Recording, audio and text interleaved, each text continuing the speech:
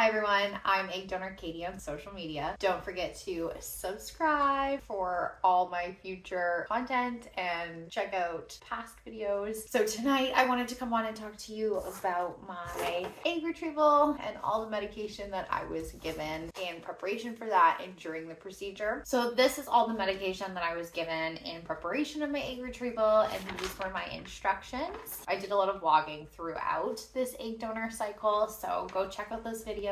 I have a playlist down below. You can go through them in order or jump around however you like, but I never really talked about the medication that they gave me. My retrieval video is really a point of view video. I didn't really get to talk or explain to anybody what was going on. So that's what this video is about. So for those of you that were not around earlier on in my blogging egg donation video series, in order to be an egg donor, you have to take several injection medications.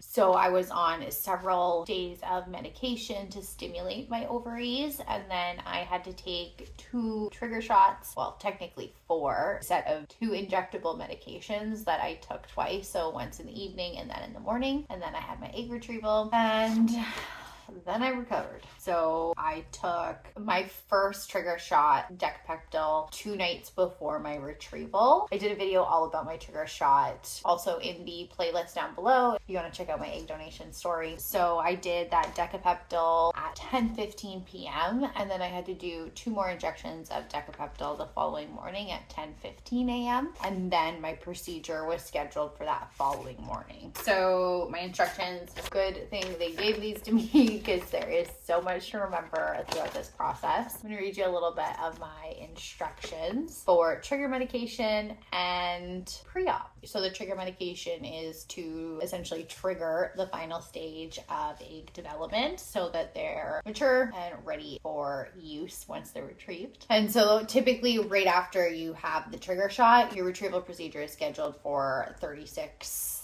hours later. It says on this procedure actually 34 to 36 hours later. So once you take your trigger medication, you stop all other medication that you are on, and then that's when I was given these bad boys. Some instructions that they gave me for the day of retrieval was no food or drinking 6 hours before the scheduled time of retrieval, which for me was at 8 a.m. 2 a.m. would have been my cutoff, but I stopped drinking and eating everything at about midnight. They had me shower the morning of my egg retrieval, which is good just to get rid of any scents. You're not allowed to wear any perfumes in the clinic. It really affects embryo development. So egg retrieval day is super sensitive because when you're having the retrieval, those eggs are harvested and sent right into the lab. There's usually like a little screen, door, window, and you can see right into the embryology lab. So that's super cool, but very important to have no sense whatsoever anytime you're in a fertility clinic. They didn't want me to wear any jewelry. They specifically instruct here to place an Ativan tablet under the tongue 1 hour prior to scheduled procedure time. As this medication has a sedative effect, you must not drive and will require a designated driver to and from the clinic. So that's something that's really important. Not only do you need a designated driver, but you need a companion and somebody who's going to hang out with you for the day after the procedure. Clinics in Canada will not let you leave without a companion and someone who has stated that they're going to be with you for X amount of hours, just for liability reasons. You did have a minor surgery. It's still something you need to take serious and be careful and take care of your body. At the end of the day, you are the most important, right? All of these instructions are for me to have a safe recovery and not jeopardize my health whatsoever going forward. Other instructions that they gave me, so they wanted me to take that Ativan. So they had me arrive at the clinic for 8 a.m., but the procedure was actually at 8:45. So I took my Ativan at 7:45 in the morning, and then that's actually when they had me take this other medication. So they had me take acetaminophen, 500 milligrams. I had 2 tablets of 250 milligrams each. And the acetaminophen is just a common pain reliever. So taking this an hour before is just to help manage mild to moderate pain. It doesn't interfere with any of the medications that they give me during the procedure. So I think it's just good to take in advance to get everything prepped, obviously.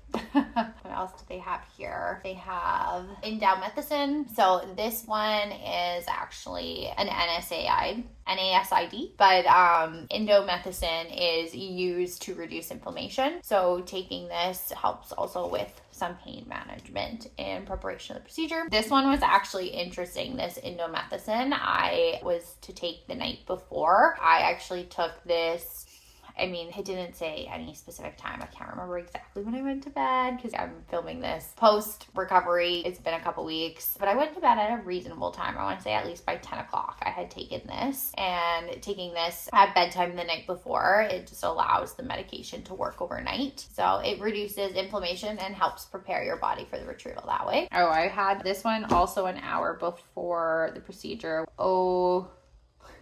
Not the best at pronouncing this one, so bear with me. Ondansetron, so 4 milligrams of ondansetron. I had to take an hour before the procedure. And this one, I can't remember exactly what it was for. Oh, that one was an anti-nausea medication, just to prevent vomiting during the procedure or post-op. So medications used during the procedure, the biggest one was fentanyl, and that is to help with pain management during the procedure, which I am just so thankful for. I do think it really helps, but as I've donated more than once, I definitely noticed after my third cycle a little bit more sensitivity with the egg retrieval, and those pokes into each ovary definitely became more noticeable. Ever since that third egg retrieval, I've always had cervical freezing, and that is just night and day difference. I did have one doctor in a procedure after having it not use it, and never again. I make sure to advocate for myself and talk to the doctor in advance. I knew I was getting it this time, and so I had absolutely no concerns or worries. So that was really good. But if you feel like you might want that, definitely ask for it. It's not common practice in Canada, at least not at all clinics. So I had the cervical freezing during the procedure. Once you get into the procedure room, they do a little bit of cleaning and sterilization, and then my cervix was frozen, and then from there he entered the speculum in. So it's very similar to a PAP, and your vagina is open the whole time. In addition to freezing my cervix, he froze the walls of my vagina. It was all just a lot more comfortable. So then once I was frozen, it was go time,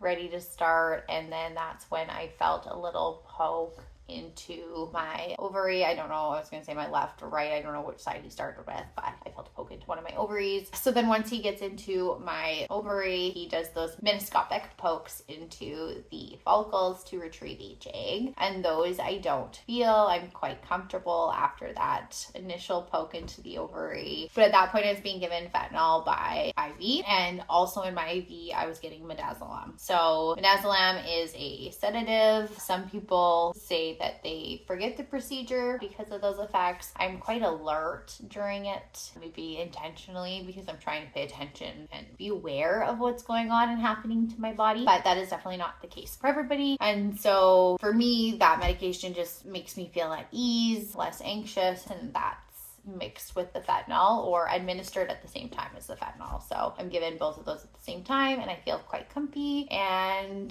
the procedure continues on for about 15 minutes. And when he was done on my one side, my one ovary, whatever side he started on, he moved to the other side. And then I felt another pinch or a poke as he went into there. And then again, nothing as he was doing the microscopic pokes into each follicle. Once he is done on the other ovary, it was all done. The egg retrieval shouldn't be anything more than a half an hour. I would say it was probably about 20 minutes all in all. And my partner was with me. He sat there, held my hand. He actually was trying to distract himself by playing on his phone. Just him trying to get through it because he hates needles. So not like a diss to him or anything. He was absolutely there for me. And that's how we were able to get some of the cool content of my actual egg retrieval. So if you want to go check that out, again, it is down in the playlist. There's a retrieval episode. You can see the actual procedure and everything that goes on, and then everything that happened before and after. So I do really recommend watching that video alongside this video, and then you can get quite a good picture of what to expect if you're considering being an egg donor, or if you are somebody who needs an egg donor and you're curious what they're going to go through. So what instructions were I given post-op? Well, no driving. obviously. No drinking alcoholic beverages or other substances, including cannabis, for up to 24 hours. No smoking or vaping of anything else. No making legal or important decisions. Also cannot be left alone and must have a responsible adult with you for the rest of the day. So that is exactly what I was talking about earlier in terms of needing a companion. Avoid strenuous activity and tasks that require concentration for the rest of the day. Spotting or light bleeding is normal, but you shouldn't get your period for anywhere from 4 or 5 days at the earliest up until it could be 2 weeks. But then once you get your period, you're in the clear from OHSS. So until you get that period, you really want to take it easy and let your body recover. Oh, it actually says on here that you'll get your period in about 12 days or so. And then after that, you can resume having sexual intercourse. 4 or 5 days, that's the earliest I've ever gotten mine. But if you're having that within 24 or 48 hours and you're soaking a pad within an hour, then you need to proceed to your nearest emergency room because that is too much blood in a short amount of time. They recommend taking multiple small snacks instead of 3 large meals for the next couple days, sipping small amounts of water or other clear fluids. I really liked coconut water. It's high in potassium or other electrolytes to try to keep my fluids up because I wasn't drinking large amounts of water. Since I couldn't drink a lot of water, I wasn't peeing it out as frequently as I normally would. There's a lot going on in there and I was bloated. I really wanted to make sure that what I was intaking was hydrating my body. They also mentioned that I might become constipated due to the medication that I was given. That was a lot during my procedure, and even before the procedure, all the medication I took to stimulate my ovaries to get that many eggs, which, by the way, guess what? I'm gonna make you watch the other video to find out. How many eggs did we retrieve? Guess down below in the comments and go find out in my other video titled Retrieval. I really want to tell you, but I'm going to keep it a secret. So constipation, definitely something I did experience. It is not fun, but I'm very familiar. It is something, unfortunately, that just is common for me post-retrieval. I do tend to respond that way. So I was prepared and I had some over-the-counter laxatives already. Unfortunately, it did take me about 4 days to have my first bowel movement, but once I did, the relief was unreal and I really started to recover after that. And then I continued having normal bowel movements. I say normal in the sense that I then began having bowel movements at least in 24-hour increments. If you want to go look at my blog, I have at herhelpinghabit.com/blog. I've done a series of written blog posts from my past egg donation cycle, and I have a lot of recommendations there on how to recover and support your body during this process while you're on stims too. So the laxative I do recommend is called Cena. You can find it over the counter at most drugstores, but it is a more natural laxative. So it is my preference to use that one. One last thing, post-op, they sent me home with